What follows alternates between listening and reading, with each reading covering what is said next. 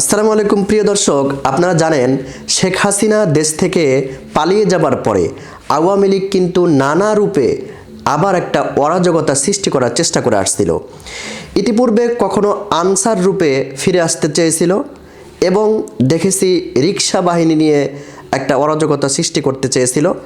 আবার এখন দেখি জাতীয় পার্টির বেশে আবার ফিরে আসার একটা ফন্দি তাদের দেখা যাচ্ছে। জাতীয় পার্টির বেশে ফিরে এসে শহীদ বুদ্ধিজীবী দিবসে আওয়ামী লীগ শ্রদ্ধা জানিয়েছে। এটা অভিযোগ করেছে গণ অধিকার পরিষদের সাধারণ সম্পাদক রাশেদ খান। আজ শনিবার মিরপুর বুদ্ধিজীবী কবরস্থানে শ্রদ্ধা নিবেদন শেষে সাংবাদিকদের সঙ্গে আলাপকালে তিনি এ মন্তব্য করেন। রাশেদ খান বলেন, আমরা গণ অধিকার পরিষদের পক্ষ থেকে শ্রদ্ধা নিবেদন করেছি। আমরা দেখলাম জাতীয় পার্টির লোকজনও শ্রদ্ধা নিবেদন করলো, কিন্তু এরা জাতীয় পার্টির না, এরা হলো আওয়ামী লীগ। আওয়ামী লীগ জাতীয় পার্টির বেশে ফিরে এসে শহীদ বুদ্ধিজীবী দিবসে শ্রদ্ধা জানিয়েছে।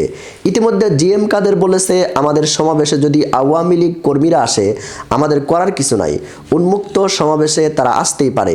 তিনি এও বলেছেন, আগামী নির্বাচনে আওয়ামী লীগ ও জাতীয় পার্টি ছাড়া সুষ্ঠু হবে না। তার মানে কি জিএম কাদের আওয়ামী লীগকে পুনর্বাসনের দায়িত্ব নিয়েছে? তিনি বলেন, আজকে শ্রদ্ধা নিবেদনের নামে তারা ফিরে আসার মিশন শুরু করেছে। এখানে কেন পর্যাপ্ত পুলিশ নাই এবং কিভাবে জাতীয় পার্টি এখানে ঢুকলো? সারা দেশে তো জাতীয় পার্টির 100 জনও সক্রিয় কর্মী নাই। এর আগে তারা লোক ভাড়া করে সমাবেশ করেছে, অথচ আজকে 5 থেকে 600 লোক নিয়ে এসেছে তারা। এগুলো কেউ জাতীয় পার্টির না, এরা হলো আওয়ামী লীগ। এদের গ্রেফতার না করে কেন ঢুকতে দেওয়া হলো? তাদের সুযোগ দিলে তারা ধীরে ধীরে ফিরে আসবে। এখনই তাদের টুটি চেপে ধরতে হবে।